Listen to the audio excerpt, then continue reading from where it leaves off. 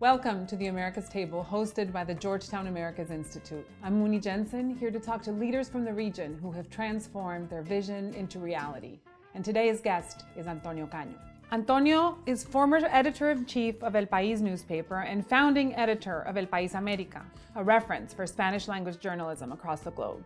Antonio was born in Spain, has been a journalist for over 40 years, covering the most important news stories around the world, including wars, revolutions, elections, and coups, has interviewed leaders and newsmakers from many countries, many of them in Latin America. From Air Force One to a tent in a war zone, he's been on the front line of events that have run in the front pages for 4 decades. He's also one of the most knowledgeable analysts of the region, having lived in Mexico and traveled extensively to every single country. A prize-winning journalist, author, columnist, political analyst, and also mentor at the Latin American Leadership Program at our very own Georgetown, Antonio will talk to us about his experience, about democracy and freedom of the press in the Americas, and as is fitting for a pioneer of journalism in Spanish, we will conduct this interview in Spanish. Antonio, bienvenido. Es un gran gusto tenerte aquí. Tu trayectoria como periodista, especialmente en América Latina, es extensa, es rica. Hoy nos vamos a concentrar justamente en esa región cuyo periodismo de gran calidad ha logrado salir adelante, pero también enfrenta unos obstáculos y limitaciones muy, muy complicadas. Empecemos un poco con la historia. Fundaste El País América en 2011, un proyecto ambicioso para todo un continente. En un continente tan diverso, ¿cómo fue montar un periódico que tratara de recorrer toda la región? En primer lugar, muchas gracias, Moni, por traerme a este programa. Estoy encantado de participar en este proyecto tan interesante y apasionante de la Universidad de Georgetown. Y espero responder a tus expectativas y a las expectativas del programa. Me preguntabas por el nacimiento de la edición América del diario El País. Aquello respondió a un doble criterio empresarial y editorial. Respondió a un criterio empresarial, desde luego, porque el periódico entendía América Latina como un excelente mercado para su expansión, un mercado con 300 millones de personas que hablan el mismo idioma, el español, con unas clases medias en desarrollo y probablemente con interés en conocer la actualidad y los hechos noticiosos de diferentes partes del mundo que el país llevaba cubriendo mucho tiempo. Pero había también justificaciones de orden editorial para lanzar ese proyecto. Y es que se entendía que había una demanda en América Latina, al menos en una gran parte de los países de América Latina, de un periodismo del tipo del que hacía El País, de un periodismo riguroso, objetivo, con una visión cosmopolita de la actualidad, con una versión incisiva de la realidad, crítica de los hechos.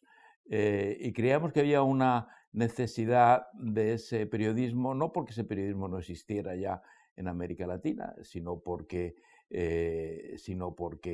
probablemente El País venía a reforzar, a potenciar esa tradición que existía en América Latina. Esa tradición es tan antigua que yo recordaba hace unos días en un artículo que publicaba en el periódico La Nación de Buenos Aires, que mis primeros pasos como periodista fueron junto o de la mano de periodistas latinoamericanos, muchos de ellos argentinos, que llegaron a España con un conocimiento, un bagaje ya muy extenso de periodismo en libertad, bagaje que en aquellos tiempos no teníamos en España, donde estábamos recién saliendo del franquismo y no recordábamos la práctica del periodismo libre, y sí conocían colegas argentinos, colombianos, chilenos, con los que aprendí en la agencia EFE.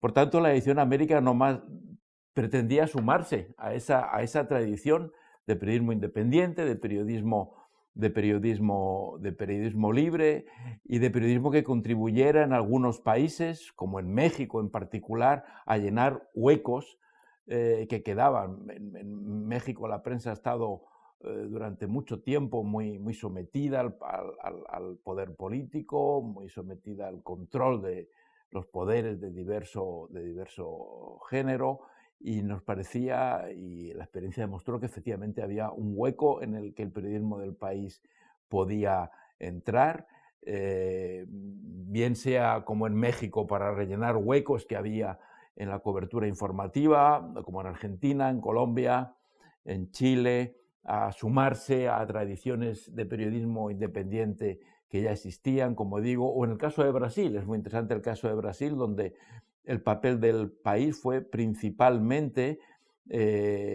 con su nacimiento, aportar una mirada externa de la realidad de Brasil, que no es muy habitual en Brasil. Brasil es un país enorme, es un continente, se ha dicho muchas veces, y muy encerrado en sí mismo, es tan grande, es tan difícil de abarcar para los periodistas brasileños, para los medios brasileños, que en algún sentido carecen de una visión externa.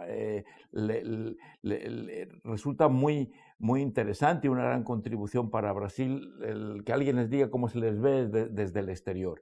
Y el país de alguna manera hizo eso durante un tiempo, y creo que fue un éxito mientras aquello duró. Y esa mirada desde fuera tan ambiciosa de tratar de crear un diario para una región tan diversa políticamente, económicamente y cultural, ¿cómo fue en otros países aparte de Brasil?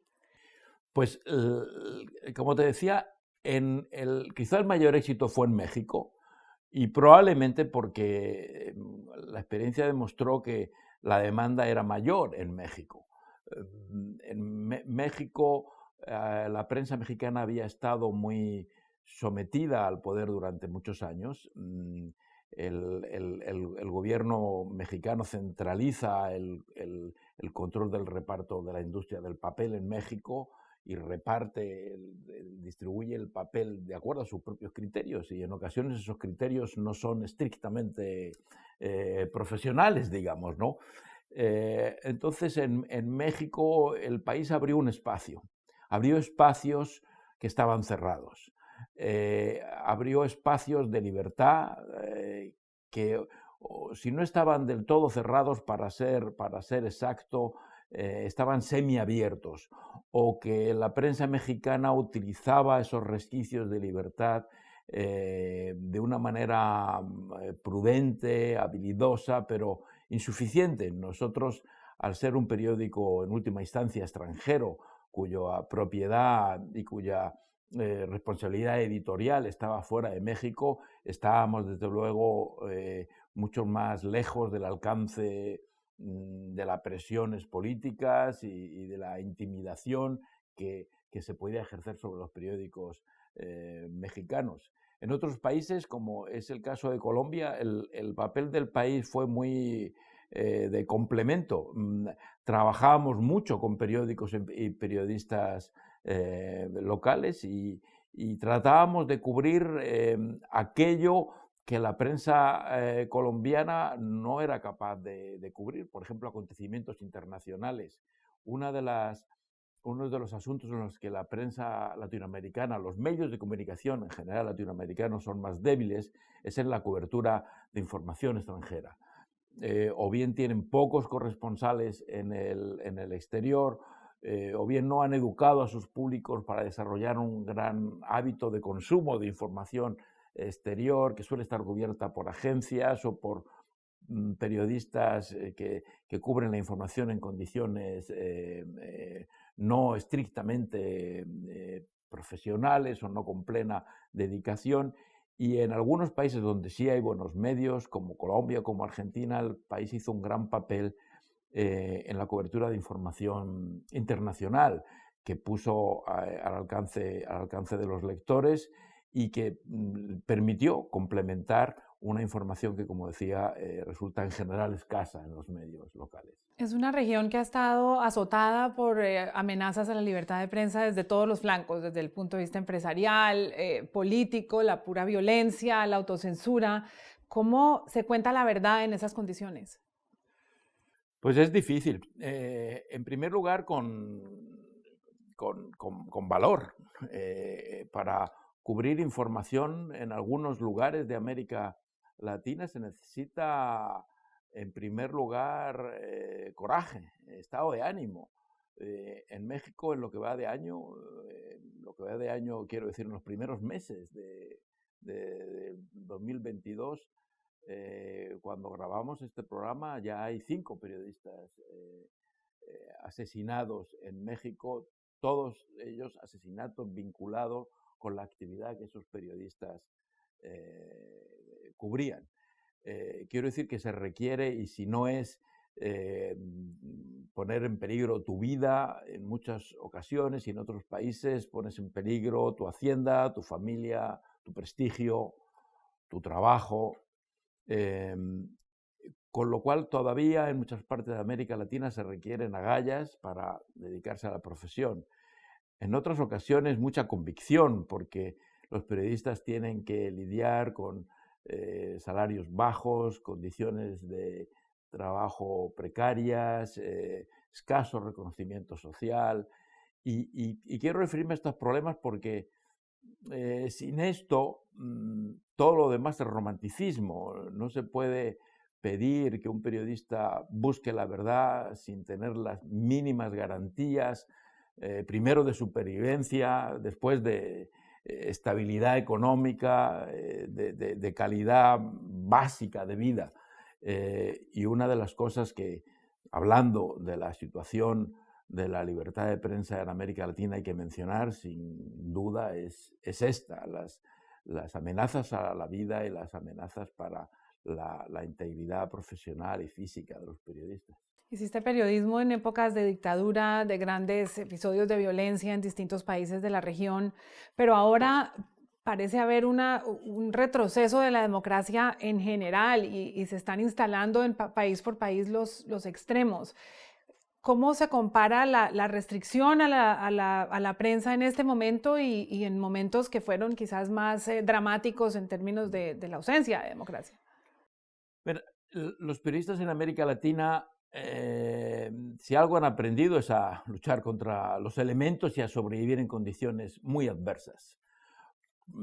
Por no mencionar los casos más abominables y crueles de persecución y desaparición de periodistas por regímenes dictatoriales o por movimientos insurgentes en diferentes países de América Latina, los periodistas en esta región han tenido que batallar contra amenazas directas de parte de los poderosos, de todos aquellos que sentían sus intereses de alguna forma atacados por el trabajo de un periodista. Eso está ahí en el fondo de nuestro cerebro, grabado y probablemente heredado de periodista en periodista y grabado en el ADN de cada periodista.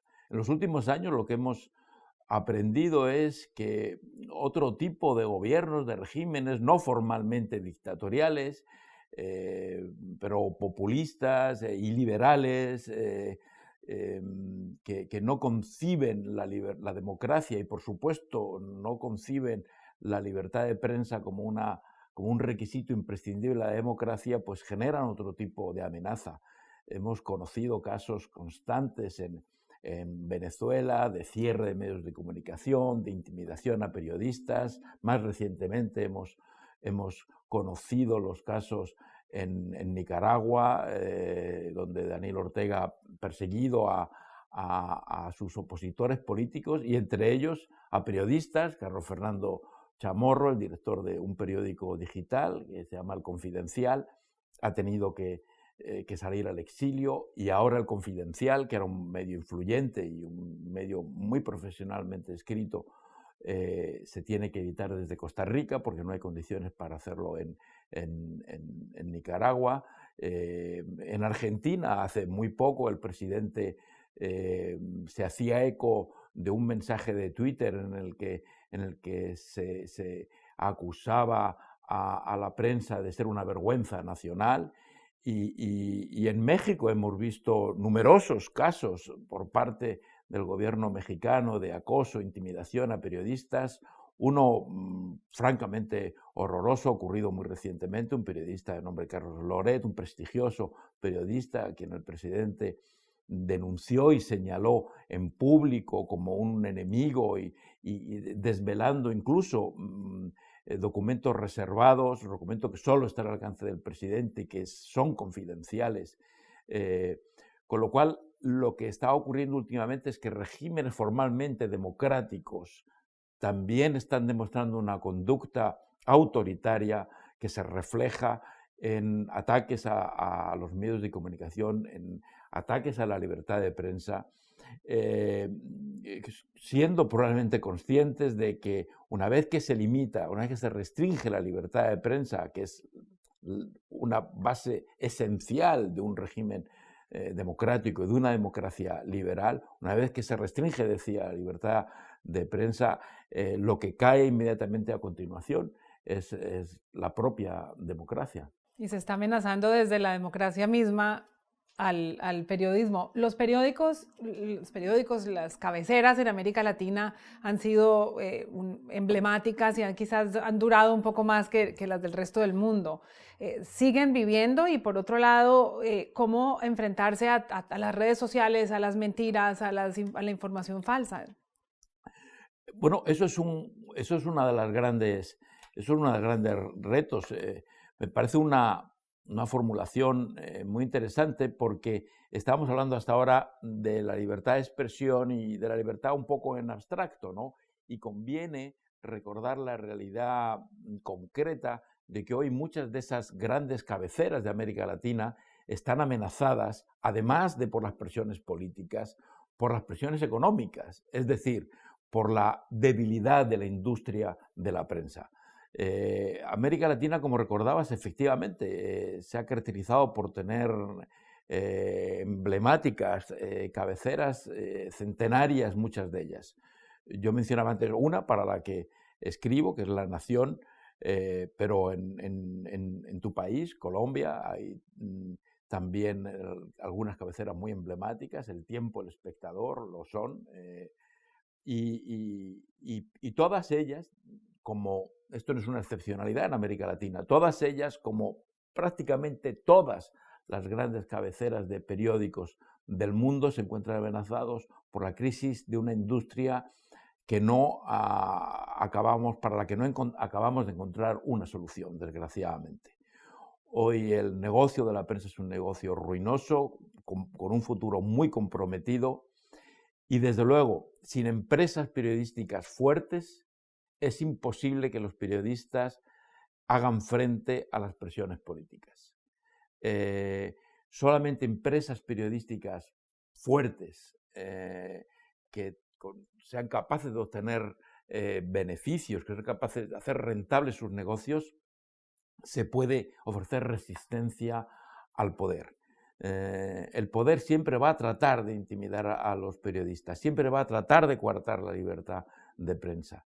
Y son las empresas periodísticas las que tienen que resistir. Si esas empresas se encuentran, como desgraciadamente ocurre actualmente, muy débiles, o bien se van a rendir del todo, cerrando, como está ocurriendo con decenas, con miles de periódicos en todo el mundo, o bien se van a plegar a los dictados del poder porque necesitan pagar el salario de sus empleados. Es un panorama desolador, es el retroceso de la democracia y la erosión de la prensa. ¿Cómo va a ocurrir el contrapeso que es tan necesario y la razón de ser del periodismo y cuál es el futuro de la libertad de prensa en América Latina?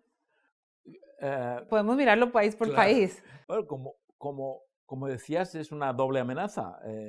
La amenaza, llamémosle política, la que proviene de aquellos que no quieren la libertad, de aquellos a los que la libertad de prensa les resulta incómoda, que es una amenaza que conocemos desde hace décadas, y esta nueva, que ya también vamos conociendo desde hace bastantes años, que es la de que las empresas periodísticas ven su futuro amenazado. Yo confío en que encontraremos la fórmula. Yo confío en que de alguna forma el mundo digital ofrecerá una salida para que se pueda seguir haciendo periodismo de calidad, periodismo en libertad, periodismo que cumpla con su misión, que es la de formar e informar a los ciudadanos para que puedan ser ciudadanos libres. Ese es, en última instancia, nuestro trabajo. Poner en manos de los ciudadanos los instrumentos, es decir, las noticias que les permitan tomar decisiones en libertad. Eso yo confío en que se va a poder seguir haciendo, en el ámbito que sea, con las herramientas que la tecnología ponga a nuestro alcance. No conozco el secreto todavía. Si lo conociera, pues habría procurado darle mayor rentabilidad al país y te lo contaría a ti ahora para poder divulgarlo y que lo hicieran los medios. Desafortunadamente, no conozco cuáles son los secretos que nos van a sacar de esta crisis, pero lo que sí le diría a los colegas, y sobre todo a los colegas más jóvenes, es que mantengan la convicción de que su oficio es necesario. Es más, de que su oficio es imprescindible. Si creen en la democracia, si creen en la necesidad de crecer y que sus familias y sus hijos crezcan en sociedades libres, va a ser imprescindible que haya medios de comunicación libres, porque de lo contrario no vamos a poder mantener la libertad. Y por tanto, yo tengo confianza en que la profesión encontrará el camino. De hecho, se siguen formando periodistas. Los jóvenes periodistas que hoy salen de las escuelas y de las universidades son conscientes de que van a penetrar en una profesión llena de incertidumbres. Son conscientes de que se adentran por un laberinto del que no se conoce el final, pero lo hacen por vocación, o por lo menos una gran parte de ellos lo hacen por vocación, y me parece una vocación saludable que en algún momento se verá compensada, estoy seguro. Bueno, esa vocación tuya lleva varias décadas y muchas experiencias. Vamos a hablar un poco de tu historia personal, habiendo cubierto los principales hechos noticiosos, especialmente muchísimos en América Latina. ¿Qué líderes te han llamado la atención en los últimos años, para bien o para mal? Uy, eso es difícil. Es difícil elegir, ¿no? Y sí te diría que ha habido más para mal que para bien. Pero, en fin, no vamos a poner una nota negativa, ¿no?, en este programa. Mira, para bien quizá yo destacaría a un personaje que me impresionó mucho por su entrega, por su dimensión gigantesca, que es alguien que quizá algunos pueden no conocer, pero que deberían conocer, que es el padre Ignacio Ellacuría.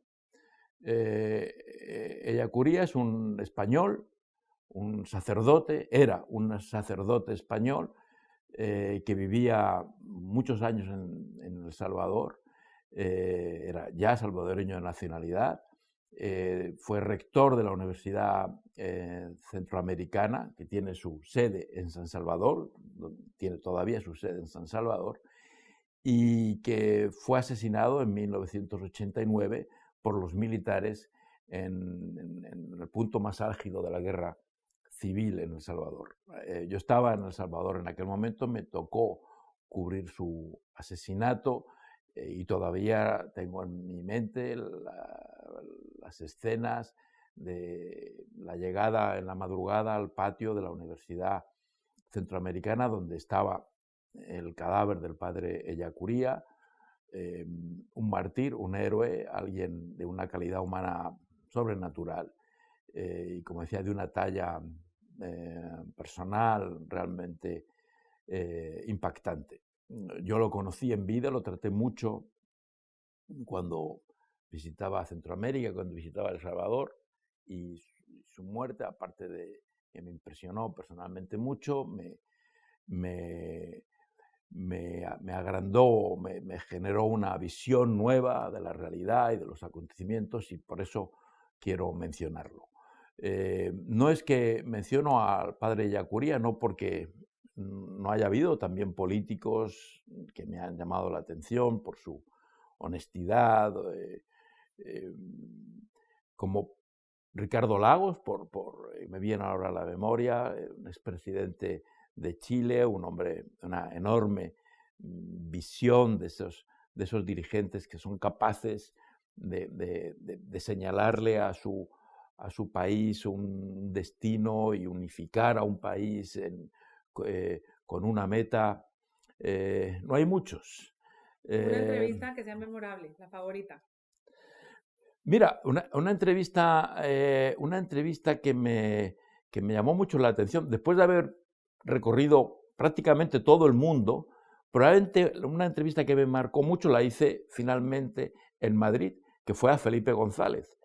No solamente porque la brillantez de González es conocida y famosa y es un hombre que expone las cosas con una gran convicción, sino porque es una de esas pocas entrevistas que cuando fui a editarla, como decimos los periodistas, cuando fui a cortarla, a dejarla reducida al espacio que correspondía para las páginas en las que iba esa entrevista, era dificilísimo de cortar, dificilísimo de reducir, porque todo lo que decía era valioso y no es frecuente, porque uno está acostumbrado a hacer entrevistas y sabe la cantidad de